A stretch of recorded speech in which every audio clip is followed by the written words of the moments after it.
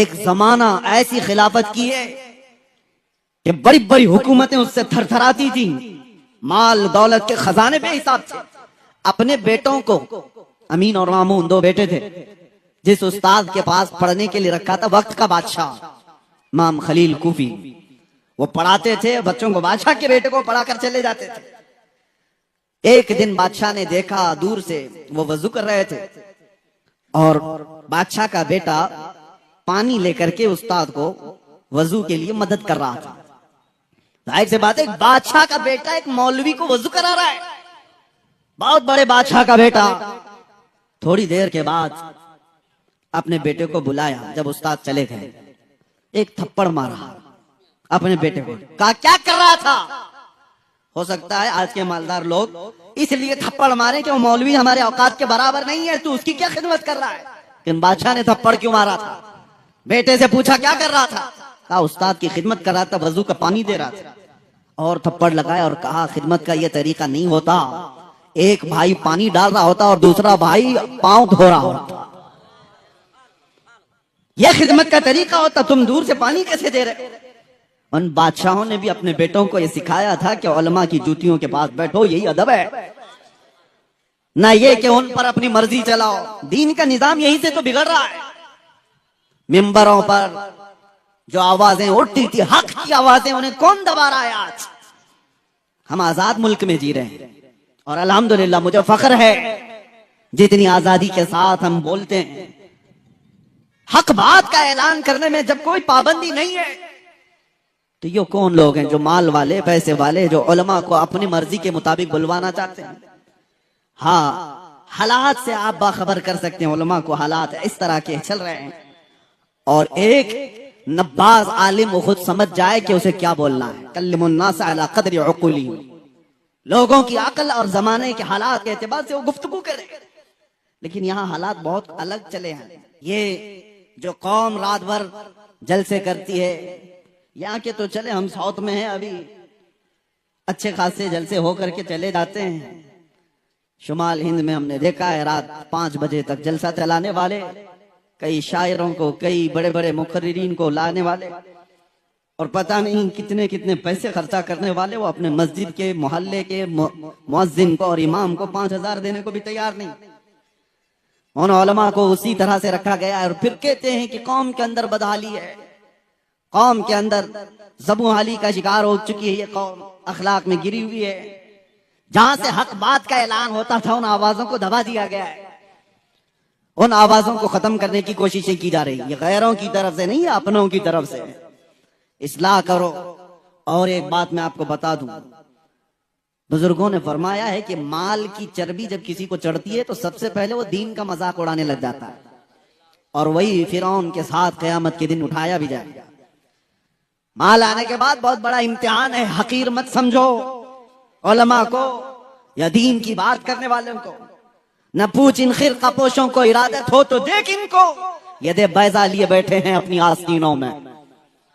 या उलमा ही थे, इन्होंने इनकलाब पैदा किए हैं, इंसान बनाए, लोगों के मिजाज को संवारा है। बिगड़ते हुए हालात में कौन लोग थे? इश्क रसूल की बातें करने वाले, कुरान के पैगामात को फैलाने वाले, ये वो मुख्तसर सी जमात थी। इस हिंदुस्तान की आजादी में आपको पता है 1857 के गदर में 30,000 उलमाए कराम को दिल्ली से लेकर कश्मीर तक हर झाड़ी पर लटका दिया गया था। फांसी पर लटकने वाले, अंडमान निकोबार काला पानी की सजा काटने वाले, ये उलमाए ज़वील एहतराम थे और वो हक बोलने वाले थे। जानते हो, अंग्रेजों का दबदबा था और ऐसा दबदबा था कि कोई कुछ बात नहीं कर सकता था, कोई डेमोक्रेसी नहीं थी, उनका गलबा था, गलगला था। ऐसे माहौल में दिल्ली की जामा मस्जिद से अल्लामा फजल हक खैराबादी ने फतवा सादिर किया था, जबकि उन्हें पता था अंजाम क्या होगा, और उसी अंग्रेजों के खिलाफ फतवा सादिर करने की बुनियाद पर एक तहरीक छिड़ी पूरे हिंदुस्तान में। यह 1857 की बात कर रहा हूं, 1947 की नहीं। 90 साल की मेहनत के बाद इस मुल्क को आजादी मिली।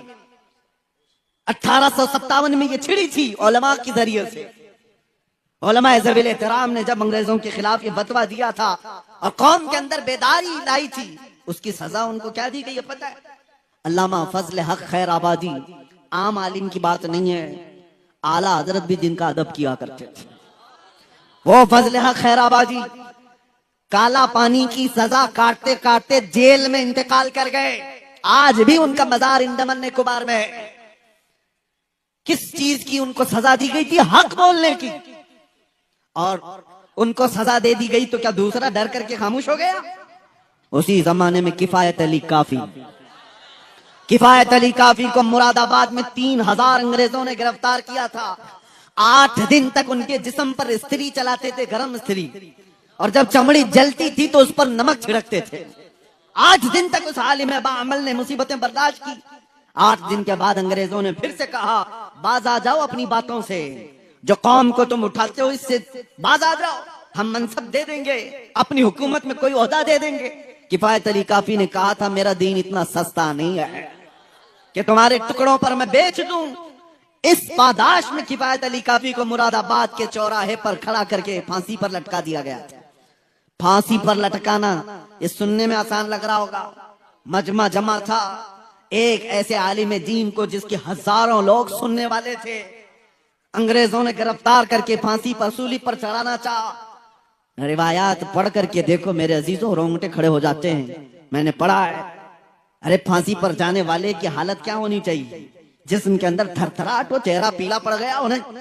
किफायत अली काफी को देखते हुए लोगों ने कहा, न माथे पे शिकन है और न जिस्म पर कोई हरकत है। मुस्कुराता हुआ वो फंदे की तरफ जा रहा है, इसलिए कि उसे पता है कसूर कुछ नहीं है, मेरा कसूर कुछ नहीं है। वो फंदे की तरफ जा रहा है। फांसी तो बहुत सारे लोगों को दी जाती है, आज भी दी जाती है दुनिया में। उनसे भी आखिरी ख्वाहिशें पूछी जाती हैं, और फांसी पर चढ़ने वाला आखिरी ख्वाहिश कुछ भी बताता है कि मुझे कुछ बिरयानी खाना है, चाय पीना है, बीवी बच्चों से मिलना है, आखिरी बार माँ को देखना है, औलाद को नसीहत करना है, आखिरी ख्वाहिशें होती हैं।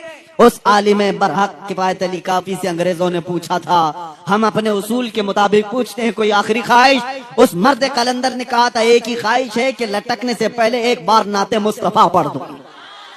फिर कहा था, कोई गुल बाकी रहेगा ना चमन रह जाएगा, पर रसूलुल्लाह का दीने हसन रह जाएगा। सब फना हो जाएंगे काफी वो, लेकिन हश्र तक नाम हजरत का जुबानों पर चलन रह जाएगा।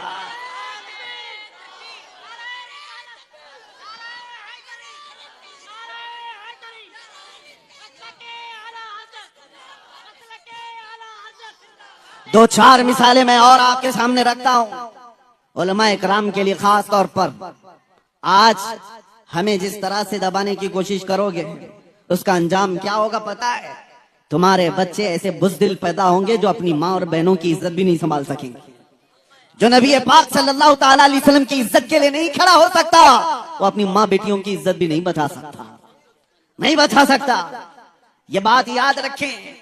किफायत अली काफी हो, फजल हक खैराबादी हो, इनायत अहमद काकोरवी, ये वो उलमाए ज़बील एहतराम की बातें कर रहा हूं। हक बयान करने की वजह से इन्हें जिंदगी भर तकालीफ का सामना करना पड़ा है। आपको पता है अंग्रेजों से भी ज्यादा एक सख्त दौर आया था अकबर का। अकबर नाम मुसलमान था, लेकिन उसके काम अलग थे, वो मुर्तद था। पूरा एक नया दीन ला करके पूरे दीन को खत्म करने की बात कर रहा था। हिंदुस्तान अखंड भारत का राजा, इस वाले भारत का नहीं, अखंड भारत का। उस वक्त हिंदुस्तान की सीमाएं और भी ज्यादा थी।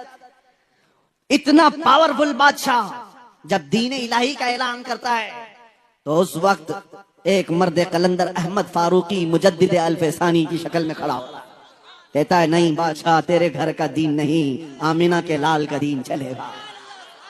मस्जिदों से वही आवाज होगी, हमारे बच्चों के जुबानों से वही आवाजें होंगी जो मुस्तफा करीम सल्लल्लाहु ताला अलैहि वसल्लम की तालीमात थी। उन्हें पता था कि एक बड़े डिक्टेटर से मुकाबला करने का अंजाम क्या होता है। बड़े डिक्टेटर के सामने जब भी कोई खड़ा होता है तो उसे जेल देखना पड़ता है। जेल में डाल दिया गया, ग्वालियर की जेल में 8 साल तक ऐसे कैद में रखा गया था कि कोई मुड़ के भी नहीं देखता था। अकबर तो मर गया, उसका बेटा तख्त पर आया। जेल का एक कासिद आकर के कहता है, बादशाह सलामत, जेल का हाल कुछ और ही हो गया है। उसने पूछा, हुआ क्या है? 8 साल पहले आपके बाप ने एक मौलाना को कैद कर दिया था, उसने 700 कैदियों को आलिम बना दिया है।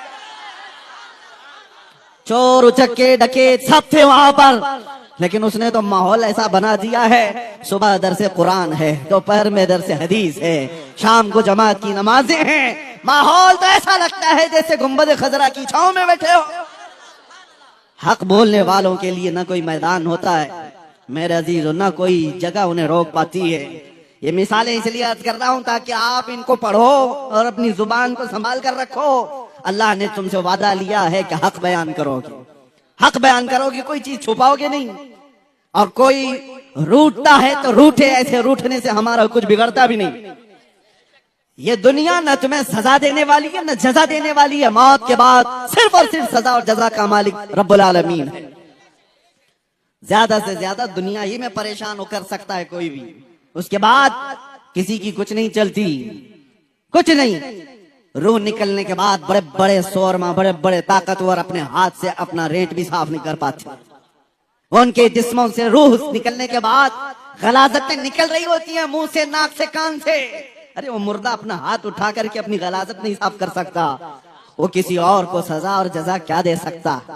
याद रखो, जो कुछ भी होगा ये छोटी सी दुनिया में, जिसको छोड़कर सबको जाना है, सब यहां से जाने वाले हैं। तो फिर एक बात याद रखो, मैं आखिर में कहूंगा ये उलमा की मिसाल देकर के यही एक और नामा आपके सामने पेश करता हूं। अल्लामा फजल हक खैराबादी को सुना, किफायत अली काफी को सुना, मुजद्दिद अल-फैसानी अहमद फारूकी सरिंदी को सुना। एक नाम आता है ऐसे ही मर्द हक की आवाज बुलंद करने वाले इमाम अहमद बिन हंबल का, जिन्हें 5 लाख हदीसें याद थी। रसूलुल्लाह सल्लल्लाहु अलैहि वसल्लम की 5 लाख हदीसें याद थी। लेकिन जानते हो मसला आ गया था एक बादशाह वक्त का, उसने गलत एक फिरके को प्रमोट करने के लिए गलत मसले का प्रचार शुरू किया था। इस आलिम बरहक ने उसके खिलाफ फतवा दिया, कहा नहीं शरीयत वो नहीं है, शरीयत वो नहीं है, खल्क़े कुरान का मसला था। तो इमाम अहमद बिन हंबल ने कहा मसला बादशाह का नहीं चलेगा, ताजदार मदीना का होगा। इस पादाश में जानते हो इमाम अहमद बिन हंबल का इल्म नहीं देखा गया, उनका तकवा नहीं देखा गया, उनको हदीसें कितनी यादें ये नहीं देखा गया। बगदाद के बाजार में लाकर उनको नंगी पीठ पर कोड़े मारे गए थे। एक बार नहीं, 2 बार नहीं, 3 बार पीठ की हड्डी उनकी दिखने लग गई, कोड़े इस तरह से पड़ते थे। लेकिन एक जल्लाद उसके पास वक्त के खलीफा का वजीर आकर के कहने लगा कि अहमद बिन हंबल, मैं जानता हूं आप 10 से मस नहीं होगे, एक बार आप कंप्रोमाइज कर लो अपनी इस बात से, कान में तो बोल दो, मैं बादशाह को मना लूंगा। इमाम अहमद बिन हंबल ने कहा हम जो बात करते हैं वो कानों में नहीं मैदानों में करते हैं। यही बात है, मैं भी आपसे ये ऐलान करता हूं। बहुत सारे लोग परेशान रहते हैं। जब मैं गिरफ्तार भी था तो बहुत इन्वेस्टिगेट करते हुए हमारे मुल्क के हमारे बहुत सारे लोगों को ये शक था डिपार्टमेंट को कि मौलाना पता नहीं छुप के क्या करता है। छुप के कुछ नहीं करता, जो करता है खुल के करता है। हमारी कोई सीक्रेट तंजीम नहीं है, कोई खुफिया जमात नहीं है, अंडरग्राउंड मीटिंग करने का हमारा कानून नहीं है। जब हमें पता है नबी आखिरुज़्ज़मान सल्लल्लाहु तआला अलैहि वसल्लम की शरीयत सच्ची है, दीन इस्लाम सच्चा है, कुरान सच्चा है, मेरा खुदा सच्चा है, मेरा नबी सच्चा है, तो फिर सर झुकाकर और सर छुपा करके नहीं, सर उठाकर ही बात करें। हमें जब यकीन है कि गलत नहीं है तो फिर छुप करके करने की कोई जरूरत ही नहीं। मेरे अजीजों, मैं उन लोगों की खाम ख्याली को या बदगुमानी को दूर करने के लिए बात कह रहा हूं जो ये समझते होंगे हम जो भी बात कर रहे हैं नौजवानों के सामने, इनको बुरे अखलाक से वापस लाने के लिए हम जाहिर से बात है मैदानों में ही करेंगे। अब जो बात मैं कहने जा रहा हूं तवज्जो से, सिरा की तारीख से भी इसका ताल्लुक है, आपके मैदान से भी ताल्लुक है। सिरा में रहने वाले बुज़दिल हों ये मुझे हजम भी नहीं होता, वजम भी नहीं होता। वजह यह है कि तारीख बताती है कि इस जमीन से कभी टीपू सुल्तान का ताल्लुक रहा है। अगर उस सुल्तान का ताल्लुक रहा है तो बुज़दिली आई कहां से? याद करो उस मर्द कलंदर की बात को, गीदड़ की 100 साल जिंदगी से शेर की एक दिन की जिंदगी बेहतर है।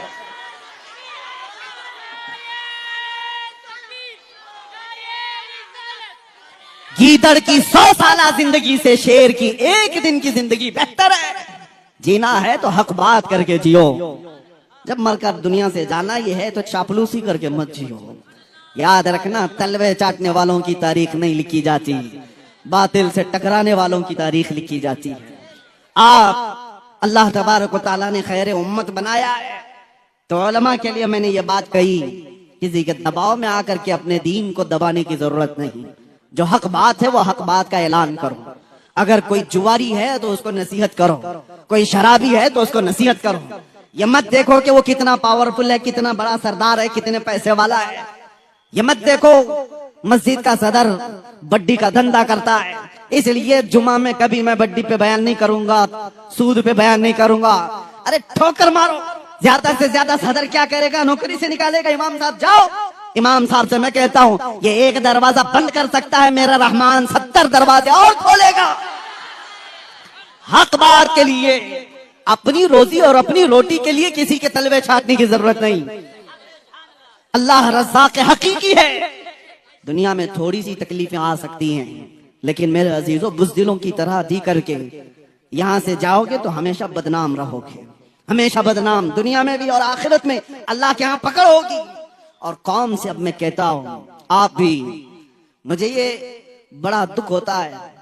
आज ही अपने कुछ हजरात ने मुझसे कहा, इमाम साहब जब मोहल्ले में कोई बुराई देखते हैं तो उसको बयान कर डालते हैं। आधा मोहल्ला तो उनका मुखालिफ हो बैठा है कि कमेटी बदलेगी तो सबसे पहले मौलाना को निकालेंगे। क्यों निकालेंगे? इसलिए कि वो तुमको कहता है, मियाँ अगर कोई डॉक्टर तुमसे कहे कि तुझे सर्दी हो गई, तुझे बुखार हो गया, तेरे पेट में गैस हो गई, तो क्या डॉक्टर को थप्पड़ मारोगे? डॉक्टर से क्या कहोगे? हाँ ठीक है साहब, हुई तो है बीमारी, इलाज आप कर दो। यही बात एक आलिम दीन से क्यों नहीं कहते? अगर वो कहे कि तेरे अंदर ये बुराई है, तो आप ये ना कहें कि मौलाना ये गलत है, मैं दूसरे मौलाना को पकड़ूंगा। ये कौम ने खेल रचा रखा है, तलाक दे दिया बीवी को और ढूंढ रहा है कोई हलाल करने वाला मौलाना मिले, कोई ऐसा मौलाना मिले, पैसे लेकर के घूम रहा है, लिफाफे लेकर। मुफ्ती साहब ने कह दिया नहीं तलाक हो ही गई है, तो कहा ये पूरे मुफ्ती नहीं, दूसरे को ढूंढता हूं, दूसरी जमात के भी ऐसे कुछ मौजूद होंगे। अब तो कुत्ता कह सकता हूं, हड्डियों पर पलने वाला, जो किसी के माल पर अपना मसला बदलता हो। मेरे अजीजों, कौम ऐसों को ढूंढ रही होती है कि वहां जाए तो हमारा मसला हल हो जाए, हमें हलाल करके दे देंगे। तुम पूरी शरीयत को अपने पैसों से खरीदने की बात कर रहे हो, मेरे मुस्तफा की शरीयत को माल से बदलने की बात कर रहे हो। आगाह हो जाओ मेरे अजीजों, अल्लाह का अजाब करीब है और मौत के बाद क्या हिसाब दोगे? अगर तुम्हारे पास बात आ गई कि तुमने गलत किया है, सर झुका लो। आपको पता है बारगाह मुस्तफा सल्लल्लाहु तआला अलैहि वसल्लम में एक साहबी ऐसे आए, रो रहे थे। पूछा गया था क्या हुआ इनको? कहा उन्होंने कि मुझसे गलती हो गई, गुनाह हो गया, जिना हो गया। कौन बयान करेगा आज ये चीज? हुजूर ने अपना चेहरा फेर लिया, कहा जाओ तुम। वो गिर गए, कहा अगर आपने पाक नहीं किया तो फिर मैं किसके पास जाऊंगा? या रसूल अल्लाह, तुझसे जो मुंह छुपाऊं तो करूं किसके सामने? मेरे आका ने खड़ा करके पूछा, होश में बोल रहे हो? नशे में तो नहीं, गुस्से में या मदहोशी में तो नहीं? उन्होंने 3 बार इकरार किया। हुजूर ने पूछा तुम्हें पता है इसकी सजा क्या है? पत्थरों से मार करके सजा, हिलाक कर दिया जाएगा, रजम। जिना पर इस्लाम में बड़ी सजा है। उन्होंने कहा हाँ मुझे पता है, फिर भी मैं कह रहा हूं। हुजूर ने हुक्म भी दिया, सहाबा को ले जाओ, इनको रजम करो। इकरार जुर्म किया है, सहाबा लेकर के भी गए जबल अनम पहाड़ी के पास, और उनको पत्थरों से हिलाक भी कर दिया गया। वो इंतकाल कर गए। मेरे अजीजों, ये वो लोग थे जो अपनी आखिरत से डरते थे। उन्हें पता था इस्लाम दुनिया में ज्यादा से ज्यादा मौत तक की सजा हो जाएगी, लेकिन आखिरत की सजा कौन बर्दाश्त करेगा? वहां तो मौत है ही नहीं, वहां मौत है ही नहीं। आखिरत में जिसको सजा दी जाएगी वो कंटिन्यू हो जाएगी, इसलिए आखिरत की सजा से डरते थे। और जब कभी उनको कोई उनकी कमी बताता था तो फौरन तौबा कर लेते थे। आज हमें भी चाहिए मेरे अजीज, कौम से मैं कह रहा हूं, अगर उलमा तुम्हारी किसी चीज की तरफ इशारा करें, खास तौर पर बड़ी बुराइयों में मुब्तला लोग, तो नाक भौं सकेटने की जरूरत नहीं, सर झुका लो। मेरा दीन यही है जो तुम्हें पाक और साफ करके अल्लाह की बारगाह में लाना चाहता है। जितने नौजवानों को उनके बुरे करतूत पर बयान किया जाता है तो वो विफल जाते हैं। मौलाना लोगों का धंधा ही है, इनका काम ही है। उन्होंने क्या तुम्हारा जीना, तुम्हारा मरना सब कुछ खरीद रखा है? कुछ नहीं है। बस उम्मत मुस्तफा होने का हमारा और आपका एक मुश्तरका दर्द है। आज उसी दर्द के साथ मैं आता हूं बयान करने के लिए। कई जगहों पर जिस इलाके में गया, लोगों ने कहा मुसलमानों के मोहल्ले में नशा बहुत ज्यादा हो गया है, बेचते भी यही हैं, करते भी यही हैं, पीते भी यही हैं, पिलाते भी यही हैं। उन हाथों में नशा आ गया जिन हाथों में मेरे मुस्तफा ने कुरान पकड़ाया था। उन हाथों में आज नशा आया है जिन हाथों ने कैसर और किसरा को घुटने टेकने पर मजबूर कर दिया था। आज ये कौम इस कदर तितर बितर कैसी हो गई। मुझे दर्द इस बात का होता है कि नबी आखिर ज़मां सल्लल्लाहु अलैहि वसल्लम का हाल ये था। हुजूर फरमाते हैं, मेरे उम्मतियों, तुम्हारे तलवों में कांटा भी चुभे तो उसका दर्द मुझे होता है। जिस रसूल को उम्मतियों का दर्द है, तो जो उम्मती अपने आप को नशे में बर्बाद कर रहा हो, वो अपने नबी को कितनी ईजा दे रहा है, कितनी तकलीफें दे रहा है। लोग तुम्हें नहीं कोसते, तुम्हें देख करके मेरे आका सल्लल्लाहु अलैहि वसल्लम तक अगर किसी की उंगली उठ गई तो तुमसे ज्यादा बदनसीब कौन हो सकता है। अगर किसी ने कहा मोहम्मद के गुलाम ऐसे हैं, तो उसने तो नबी से जोड़ करके कहा अपने आप को इतना बना लो कि मेरे नबी पाक सल्लल्लाहु अलैहि वसल्लम तक किसी की उंगली जाने ना पाए। आज जो ये गुस्ताखियों का माहौल बढ़ गया, उसकी वजह यही है जो मैंने शुरू में कहा, दीवार क्या गिरी मेरे खस्ता मकान। ये कौम के अंदर जो बदहाली आई, हर किसी ने हम पर गुजरना शुरू कर दिया है। हर कोई कभी दीन पर, कभी कुरान पर, कभी नबी पाक पर, कभी खुदा पर। बातें अब कलमे तक आ गई, बातें अब अजानों तक आ गई। ये सारी चीजें आई क्यों? तुमने आने दिया है, तुम्हारे अमाल ने, तुम्हारे अखलाक ने। उठो वो गर न हश्र न होगा फिर कभी, दौड़ो के जमाना चाल अपनी चल गया। कुव्वत इश्क से हर पस्त को बाला कर दो, दहर में नामे मोहम्मद से उजाला कर दो। ये सब हालात अपनी जगह पर, लेकिन मैं मायूस करने के लिए नहीं जाता किसी भी जगह। तौबा कर लो तो हमारा बिखरा हुआ सारा का सारा वापस आ जाएगा। हमारी खोई हुई ताकत, हमारी इज्जत वो पलट आएगी। ज्यादा दूर नहीं है, अभी सवेरा है, पलट आओ। अल्लाह ने जिंदगियां दे रखी हैं। अभी मरने से पहले जो बंदा तौबा करके संवर गया, उसके लिए कुरान का वादा है, वला तहीनु वला तहज़नु व अंतुमुल अअलौन इन कुंतुम मुमिनीन। घबराओ मत, परेशान मत हो, तुम सबसे ज्यादा बुलंदी पर रहोगे। शर्त यह है कि मेरे नबी के गुलाम बन जाओ। ईमान वाला उसी को कहते हैं जो सारी कायनात से ज्यादा अपने नबी से मोहब्बत करे। वो ईमान वालों की कामयाबी का दावा कुरान कहता है, कद अफ़लहल मुमिनून। ईमान वाले कामयाब हो चुके, होंगे नहीं, हो चुके। लेकिन ईमान वाला बन करके तो दिखाए कोई, बने कोई ईमान वाला। मेरे अजीजों, सिर्फ उस एक दौलत की जरूरत है जो चीज अब हमारे पास आखिरी बची हुई। अभी हमारे पास बचा क्या है पता है? इक्तिदार, सियासत, ताकत, हुकूमत, माल, असबाब सब चले गए, खत्म हो गए। वो किस्से पारी ना है, पुराने जमाने के किस्से जो कहा करते थे हमारा बाप बादशाह था, अब तुम क्या हो। हमारे पास कुछ नहीं रहा, सब लुट गया है। इज्जतें तक चली गई, हमारी माँ और बच्चियों को भी लोगों ने नंगा कर दिया है। बचा क्या है? अखलाक, हया सब खत्म कर दिया गया। लेकिन इन सब चीजों के लुट जाने के बाद भी मैंने महसूस किया है कि एक चीज बाकी है जो इन्हें अभी जिंदा रखी है। आज भी अगर ये जिंदा कौम नहीं होती तो 24 घंटे मीडिया इन पर भौंक क्यों रही होती? क्यों निशाने पर रखी हुई है? कुछ बात तो है ना, कोई बात तो है जो तुम्हें जिंदा रखी है दूसरी कौमों के नजर में। वो कौन सी बात है? वो तुम्हारे चेहरे, तुम्हारी टोपियां, तुम्हारे कपड़े नहीं, तुम्हारे अंदर इश्क रसूल की जो आखिरी लौ बाकी है, ये तुम्हें जिंदा रखी हुई है।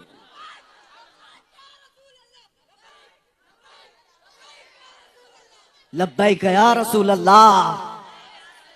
बस उस लौ को थोड़ा सा तेज होने की जरूरत है। जब कोई शमा थोड़ी सी भी रोशनी बाकी रखती है तो उससे बहुत सारी उम्मीदें भी बंधी रहती है। पूरी बुझी नहीं है, बुझी होती तो ये करंट थोड़ी ना लगता। हाँ, अभी किसी ने तार छेड़ा था आई लव मोहम्मद पर, पूरी कौम गर्म हो गई थी। क्यों? हर बच्चा ऐलान करने लग गया था आई लव सैयदना मोहम्मद। अरे मैंने तो अफ्रीका में देखा, अफ्रीका में जाकर यहां छेड़खानी हो रही है, आवाज वहां पर भी उठ रही। ये पूरी दुनिया में तार जुड़ा हुआ है। एक बात मैं आपको बता दूं, हुजूर पाक सल्लल्लाहु तआला अलैहि वसल्लम के नाम को कोई टच करता है तो तुम्हारे अंदर हरकत आती क्यों है? ये हरकत आती क्यों है? इस बात की अलामत है कि कोई चीज जिंदा रखी हुई है अभी भी। अखलाक बिगड़े हैं, अमाल बुरे हैं, ये गुनहगार हैं लेकिन गद्दार नहीं है। ये इस बात की अलामत है जो जिंदा रखी हुई है। वजह यही है, मैं आपको बताता हूं, जिंदा आदमी और मुर्दा आदमी में फर्क क्या है। जिंदा आदमी को 5 वोल्ट का ही करंट अगर तार लगा दो तो होगा क्या? थोड़ा सा उसको शॉक लगा दो, उछल जाएगा, शॉक लगेगा, उछल जाएगा। जिंदा आदमी को थोड़ा सा भी करंट लगाओ, उछल जाएगा। मुर्दा आदमी को 1000 वोल्ट का भी लगाओ, वो काला ही पड़ेगा, कुछ नहीं हो सकता उसका।